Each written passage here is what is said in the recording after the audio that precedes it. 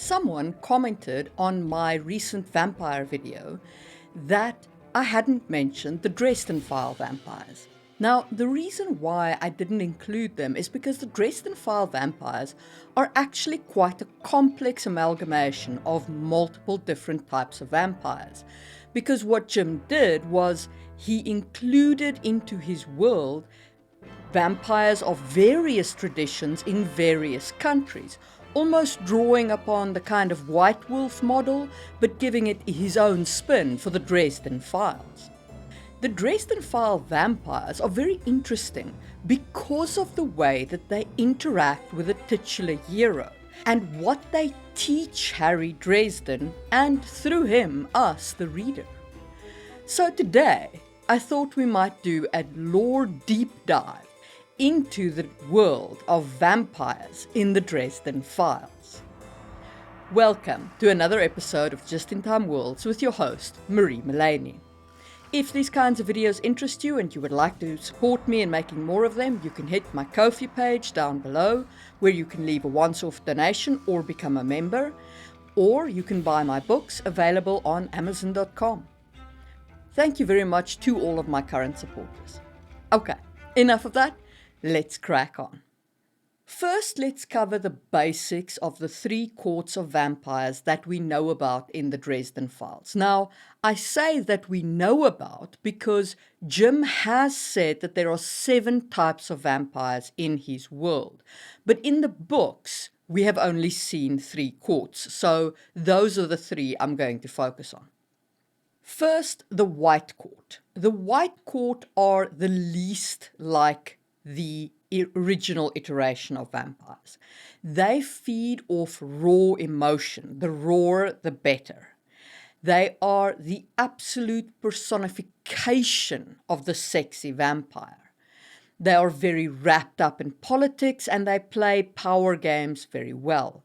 They're physically the weakest of the 3 vampire courts, but they are the one that is the most able to work with other monsters and supernatural beings, which makes them able to make allies.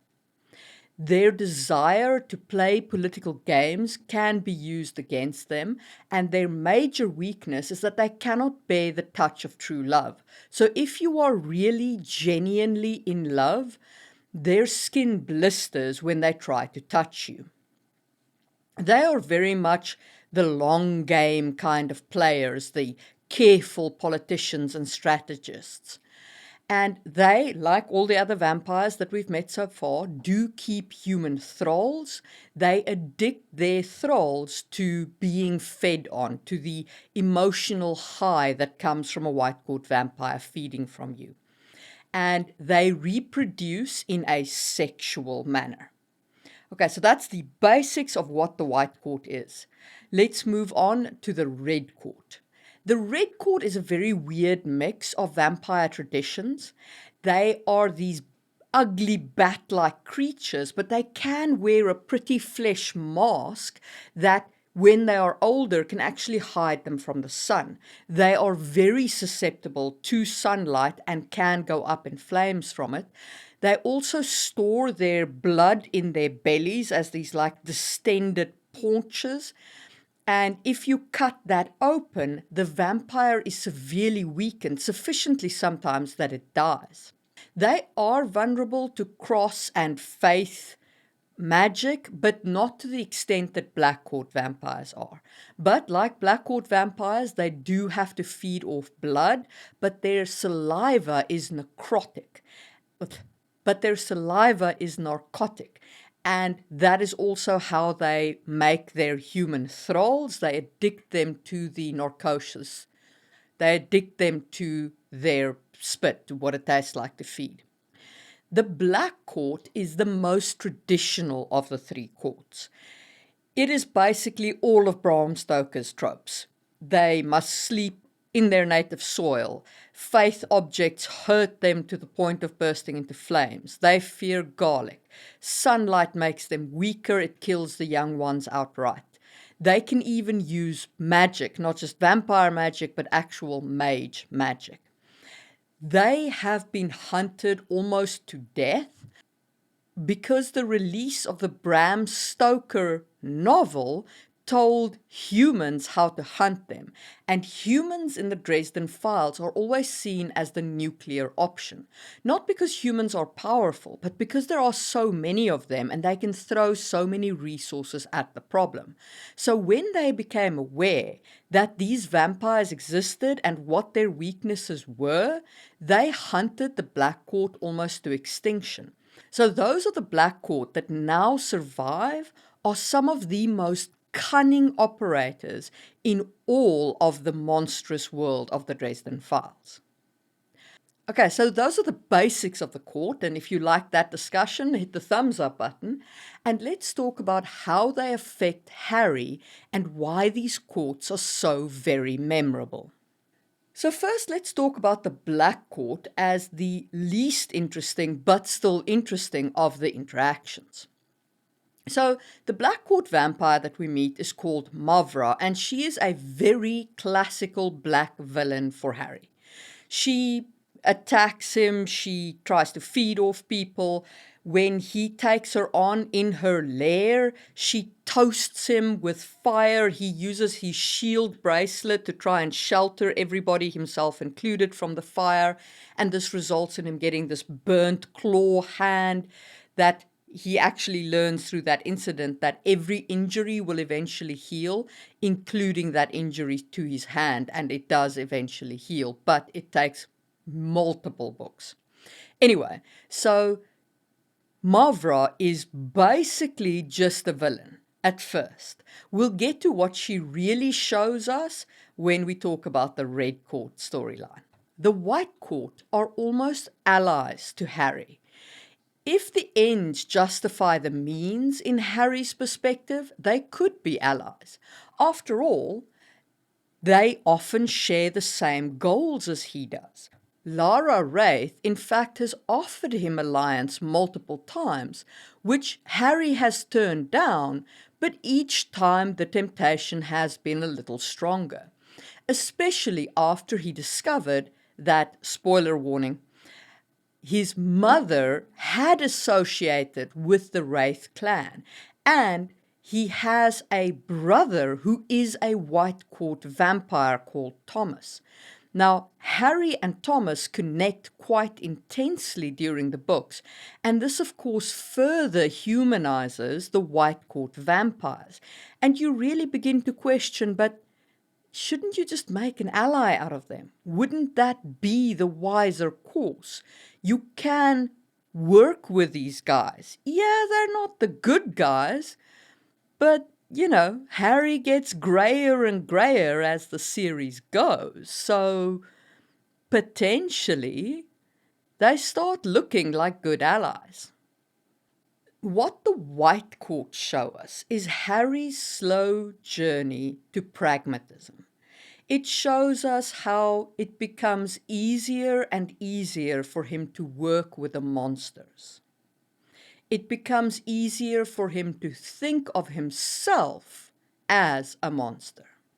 Right, let's talk about the Red Court. Major spoilers for everything after changes in the Harry Dresden books. If you have not yet read beyond that point and you don't want the series spoiled for you, stop now. There is no coming back after this. Okay, you have been warned. Very early on in the books, Harry meets a reporter called Susan, who is very much into discovering the hidden world. Now, they start dating, and it's going really well, and then Harry gets an invitation to the vampire Bianca's party, which he intends to go to.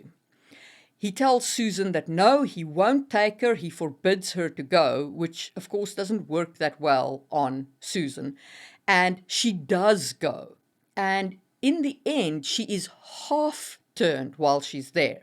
Now, red vampires, they get bitten by their sires, and then in order to complete the conversion, they have to feed on another human, but not just feed it, drain that human to death. And then they become a vampire. That's their propagation strategy. So Susan is stuck in this in-between state. And in fact, she ends up leaving Chicago and joining a secret organization of these half-turned people who hunt red court vampires. So cool, she blows back into Harry's life as part of this organization. She helps him out, he helps her out. They do the devil's tango, and she leaves again.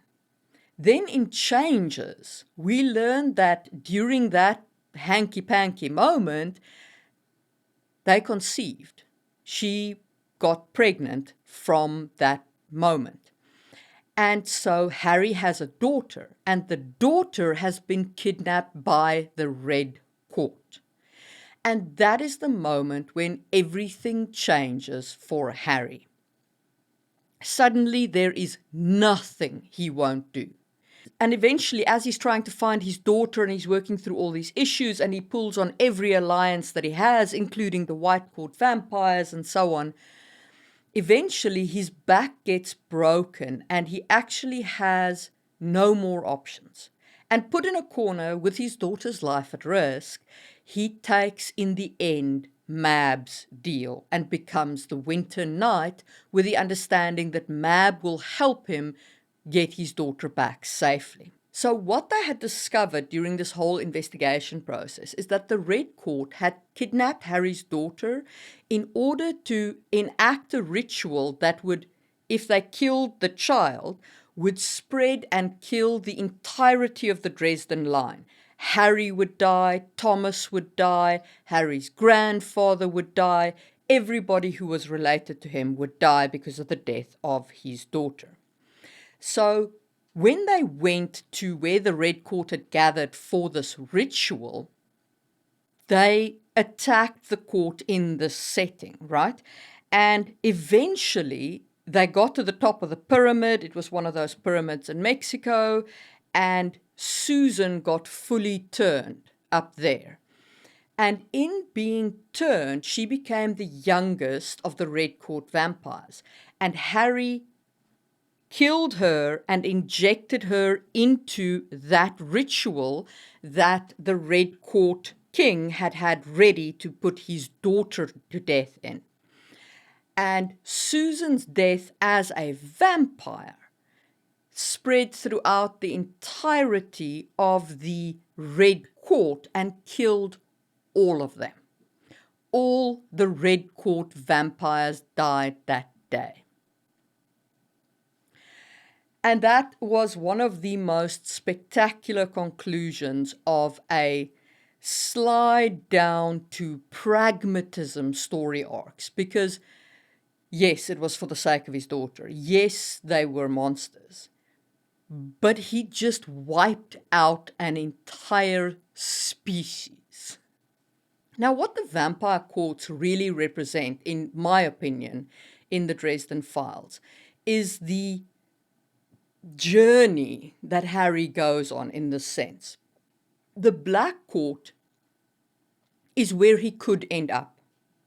If you go too far down the lines of pragmatism, you could end up as purely evil if you cross the line too many times. The Red Court are the thing that he kills, who are that intermediate stage between total evil and the kind of pragmatic willingness to work with you but will still knife you of the White Court.